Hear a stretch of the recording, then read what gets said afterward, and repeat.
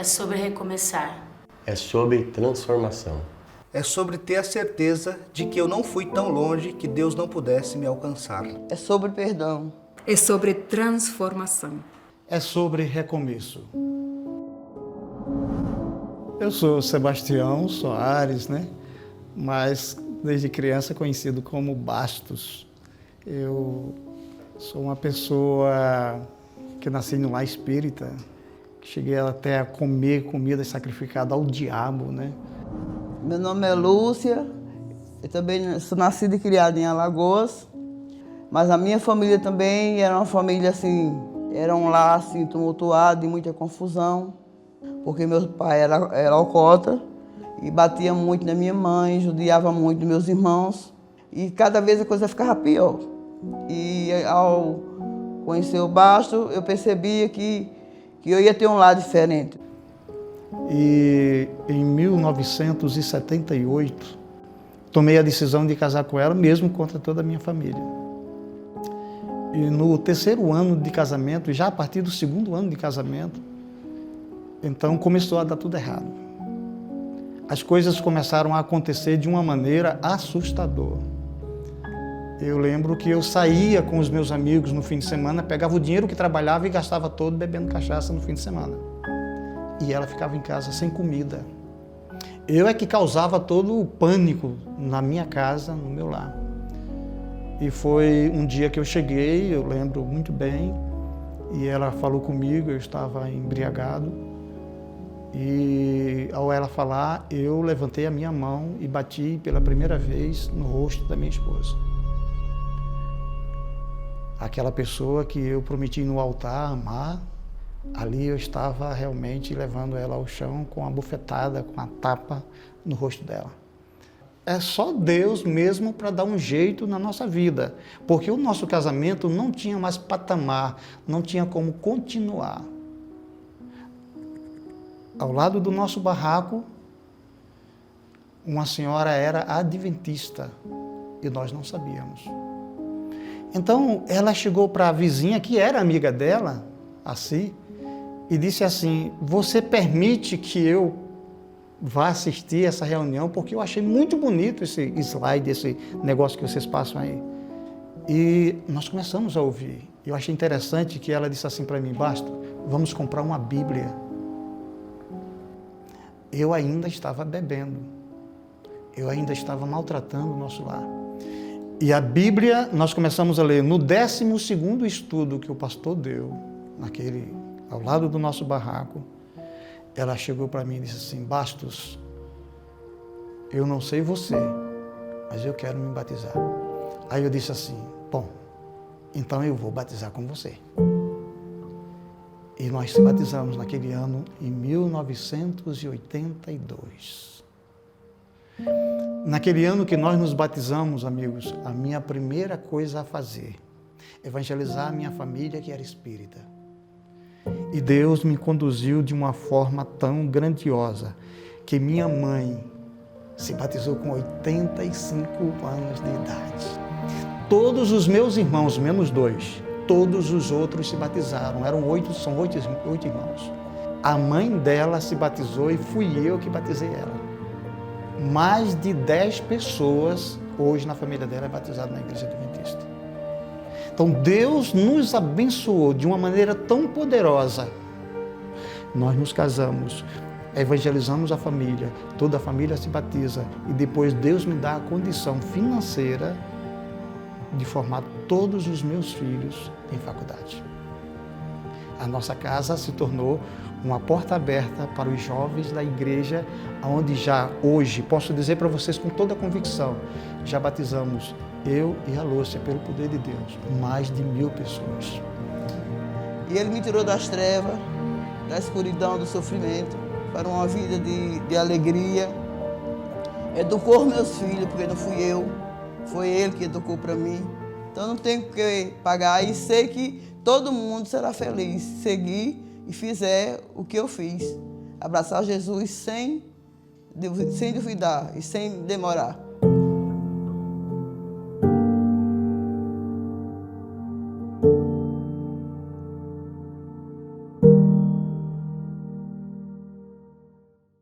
Feche teus olhos, vamos orar.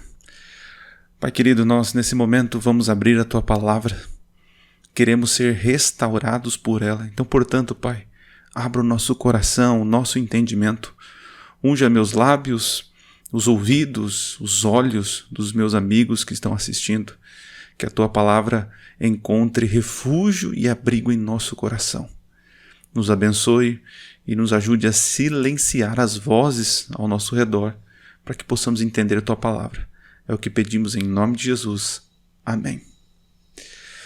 Muito bem, gente. Você com certeza está esperando aí qual é a frase que você deve colocar aí no chat ao vivo no YouTube, tá? Se você está assistindo aí no Facebook, corre lá no YouTube e você vai escrever o seguinte: Jesus, eu quero ser fiel. Se você estiver assistindo no Facebook, então corre lá para o YouTube e coloque Jesus, eu quero ser fiel, para concorrer a um livro. Hoje eu gostaria de refletir com vocês uma história bem conhecida, né? Mas sabemos que a palavra de Deus ela se renova a cada manhã. E o tema hoje é sobre a mulher adúltera. Nós não sabemos o nome dela, né? Alguns dizem que é Maria Madalena, mas biblicamente a gente não consegue ter clareza de que seja Maria Madalena. Mas enfim, era uma mulher que tinha seus pecados e que seu pecado foi revelado. E uma situação assim muito constrangedora. Quero convidar você a ler então João capítulo 8. Diz o seguinte: Jesus, entretanto, foi para o Monte das Oliveiras. De madrugada, voltou novamente para o templo. E todo o povo ia ter com ele, e assentando os ensinava. Os escribas e fariseus trouxeram à sua presença uma mulher surpreendida em adultério. E fazendo-a ficar de pé no meio de todos, disseram a Jesus: Mestre, esta mulher foi apanhada em flagrante adultério. E na lei nos mandou Moisés que tais mulheres sejam apedrejadas. Tu, pois, dizes o quê, né? Isto dizia eles, tentando para terem do que o acusar. Mas Jesus, inclinando-se, escrevia na terra com o dedo. Como insistissem na pergunta, Jesus se levantou e lhe disse: Aquele que dentre vós estiver sem pecado, seja o primeiro que lhe atire a pedra. E tornando a inclinar-se, continuou a escrever no chão. Mas ouvindo eles esta resposta e acusados pela própria consciência, foram se retirando um por um, a começar pelos mais velhos, até os últimos, ficando só Jesus e a mulher no meio onde estava. Erguendo-se Jesus e não vendo ninguém mais além da mulher, perguntou-lhe: Mulher, onde estão aqueles teus acusadores? Ninguém te condenou? Respondeu ela: Ninguém, Senhor. Então lhe disse Jesus: Nem eu tampouco te condeno. Vai e não peques mais. É uma história bem conhecida, porém, nós temos aqui várias lições. Antes de falar sobre as lições, queria te contextualizar. Ali diz que Jesus passou a madrugada toda no Monte das Oliveiras em oração.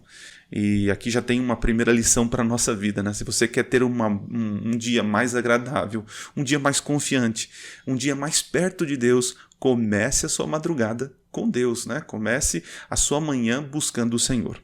E disse então que Jesus foi para o templo e lá ele começou a ensinar.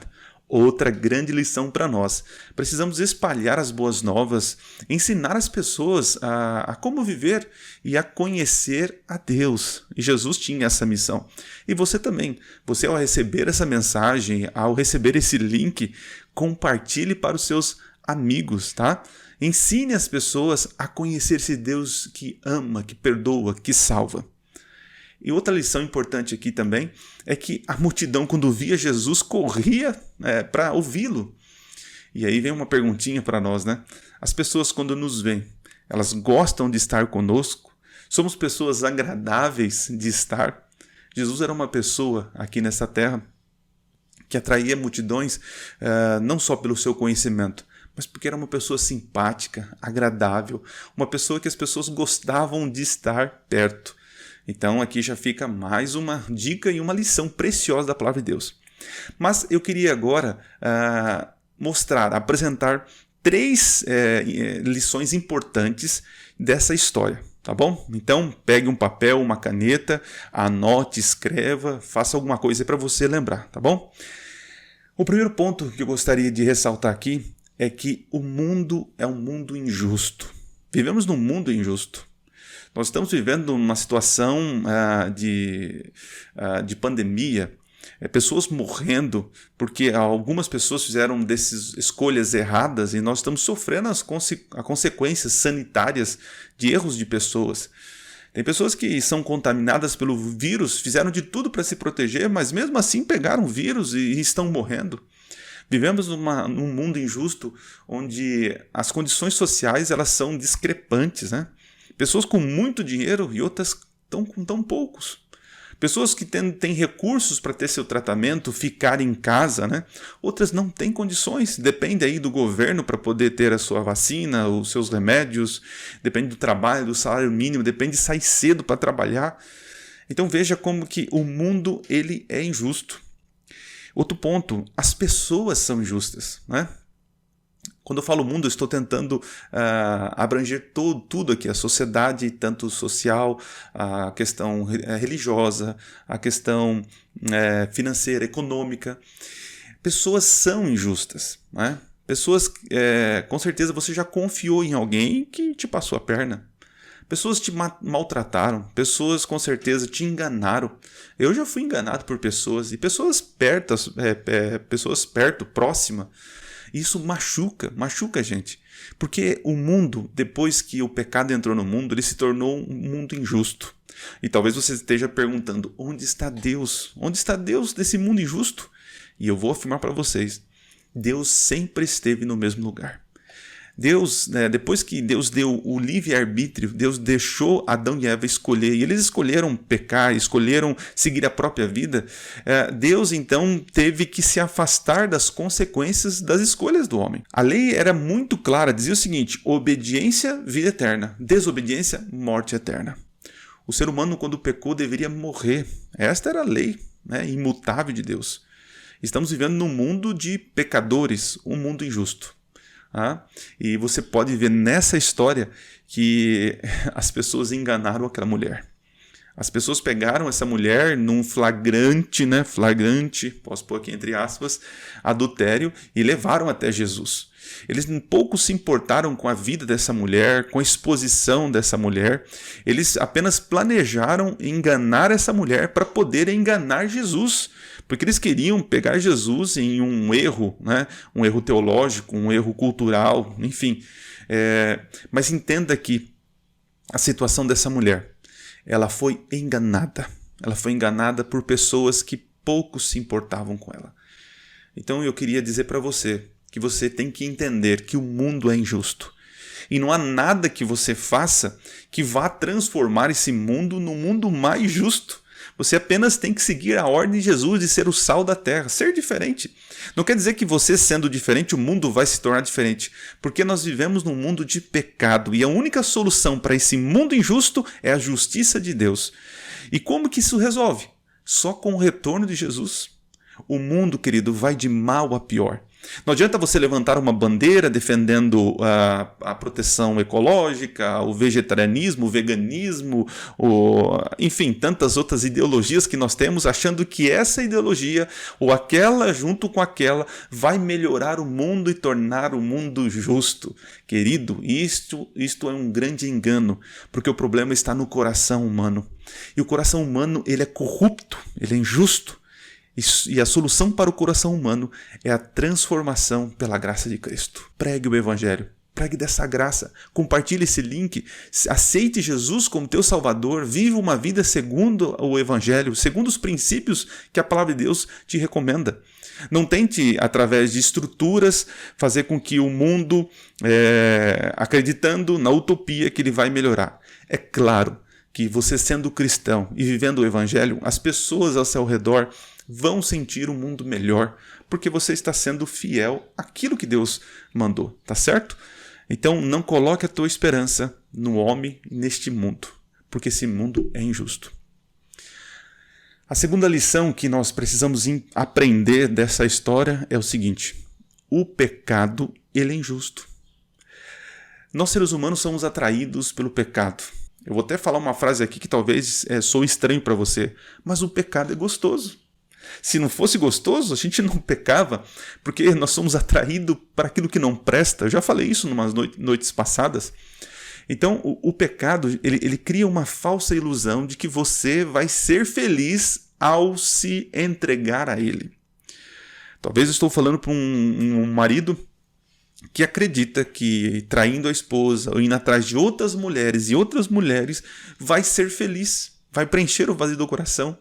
Está sendo enganado, porque o pecado é injusto.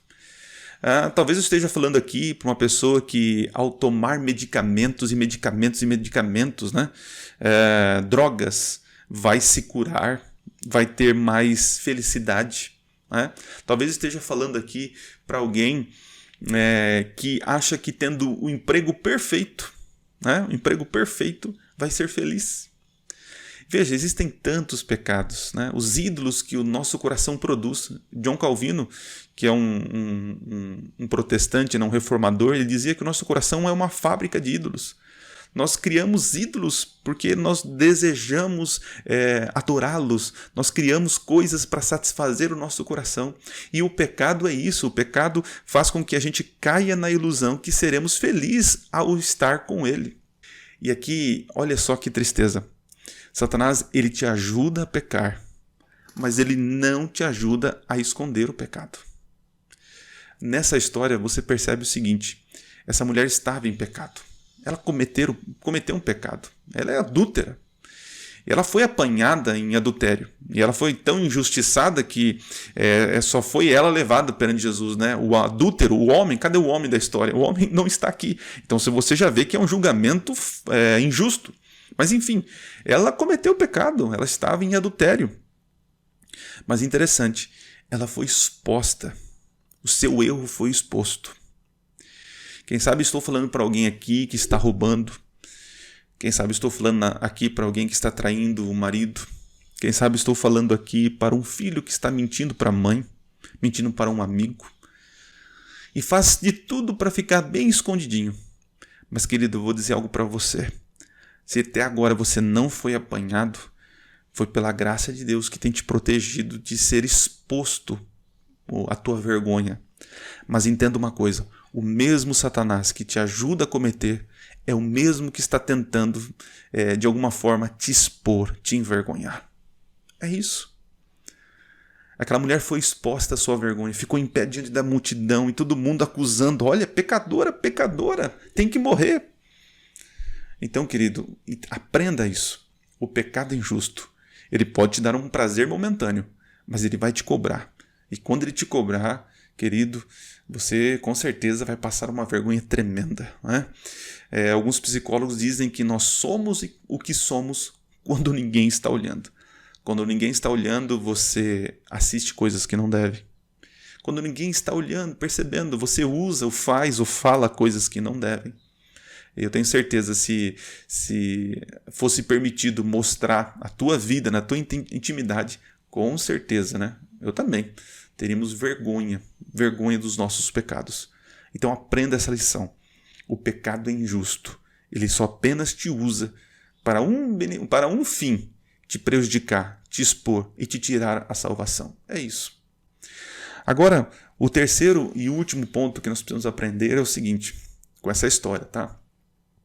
Veja, essa história tem muitas lições, né? Mas eu quero focar nessa questão, nessas três questões, né? O mundo injusto, o pecado é injusto, mas você tem que aprender também que a graça é injusta. A graça é injusta. E que sentido, pastor? A Bíblia diz que todos cometeram pecado, né? E todos merecem a morte, porque o salário do pecado é a morte. Mas também diz que o dom gratuito de Deus é a vida eterna. Na lei dizia o seguinte: se o homem pecar, ele deve morrer. Se ele não pecar, então ele merece a vida eterna. É salvação pelas obras, por incrível que pareça. Mas o homem pecou. O homem deveria morrer. Mas ali com Adão e Eva ficou uma situação muito... O que fazer? O homem criado à imagem de Deus pecou, decidiu viver longe de Deus, mas a lei diz que deve morrer. Satanás então se levanta e diz o seguinte para Deus: e aí, vai cumprir a sua lei? Eles pecaram, eles devem morrer. Não é isso que diz a tua lei? E agora se Deus fala assim, tá bom, eu vou matar porque eu vou cumprir a lei. E então, quando Deus está para matar o ser humano, Satanás se levanta e diz o seguinte: opa, tá vendo como o senhor é tirano? Um errinho de nada, comeram aí um fruto, uma coisinha simples, e o senhor já está matando eles. O senhor é tirano, tá vendo como é impossível guardar a tua lei? Então veja a situação, Deus é colocado no banco dos réus. Veja, a história desse mundo não tem a ver com a tua vida, não tem a ver com o teu caráter, mas o que está em risco é o caráter de Deus. Através de Jesus, a vida de Jesus, Deus é vindicado a justiça e o caráter dele. Porque Deus faz o seguinte: ok, eu não vou matar o ser humano. Pelo contrário, em vez do ser humano morrer, eu morro. O meu filho vai morrer no lugar do homem. Então vem Jesus a essa terra, na plenitude dos tempos, como diz o Paulo, e vive uma vida toda sem pecado. De acordo com a lei do Eterno, dizia então que ele merecia a vida eterna. Mas na cruz do Calvário, ele morre a vida que ele passa pela morte que eu e você devemos passar. A morte eterna, porque nós somos pecadores. Jesus não pecou. E a vida eterna que ele ganhou, porque ele cumpriu toda a lei, ele então passa para mim através da fé. Então na cruz do Calvário houve uma troca de amor. Em vez do ser humano morrer, morre o Filho de Deus, o próprio Deus. Porque nós cremos que Jesus, ele é o Criador. João capítulo 1 diz isso, Colossenses também diz isso, que através de Jesus tudo foi feito. Jesus estava na criação, Jesus existia antes da encarnação, como ser humano. Jesus ele passou por tudo que um ser humano passa. Ele teve fome, ele chorou, ele foi enganado, ele sofreu dores físicas, dores psicológicas.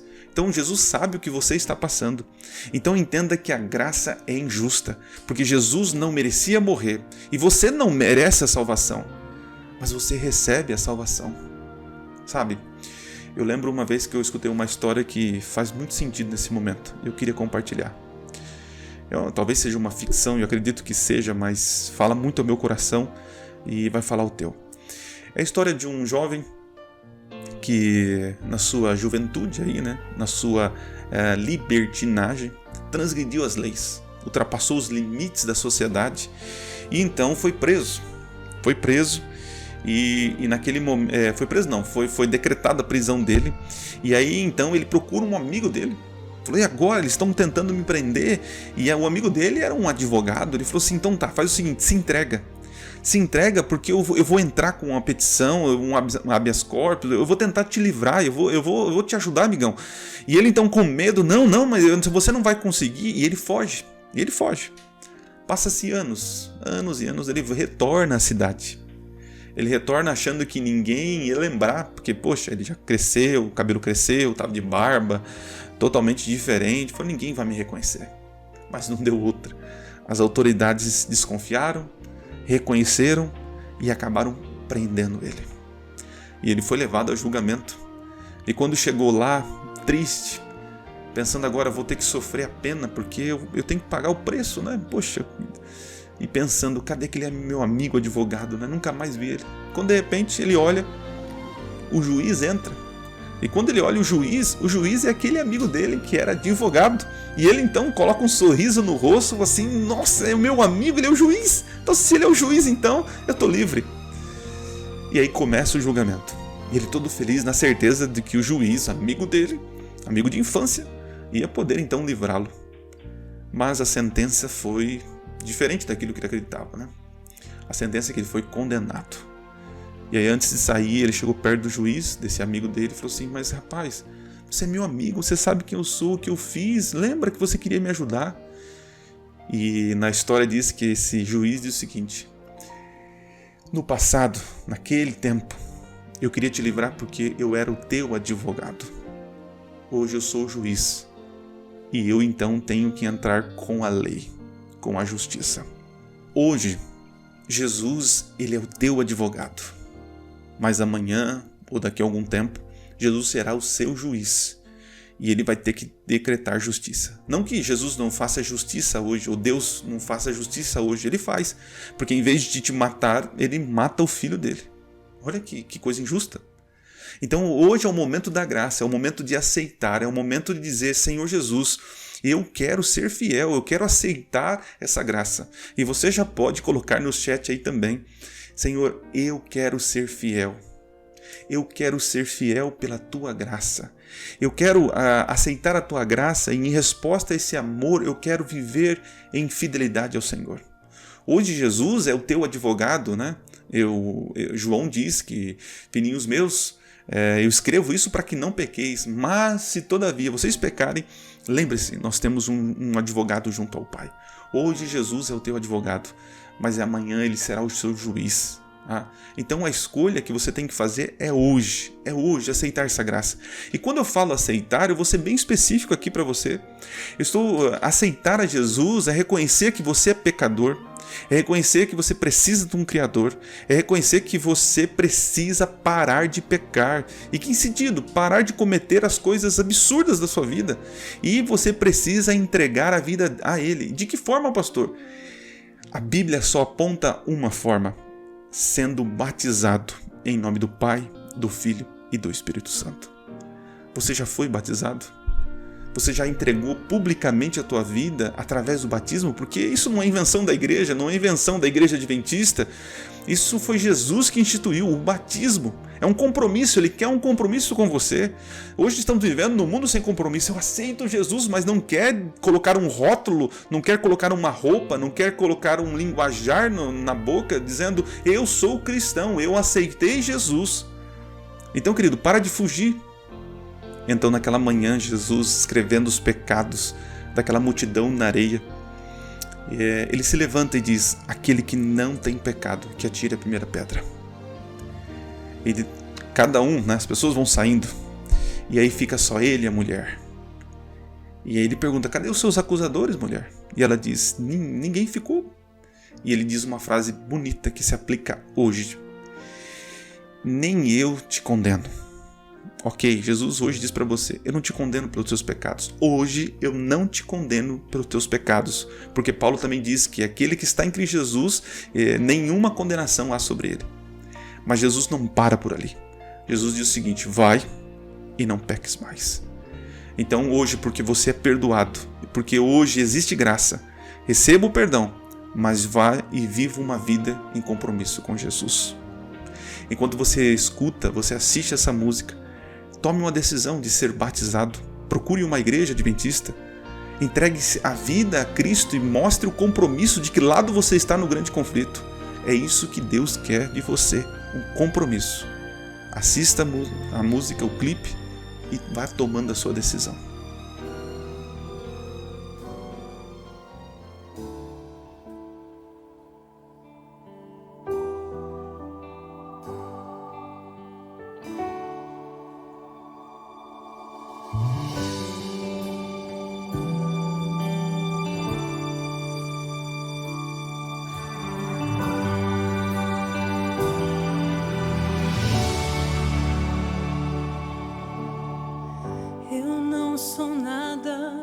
Sou escravo desse mundo e os meus desejos só me levam para o mal. Estou cansado de cair e levantar. Já não tenho forças e preciso ser guiado. Sou miserável, o pior dos pecadores, e por isso eu suplico. Eu preciso ser somente teu. Pai celeste, eu clamo agora pela fé. Conduz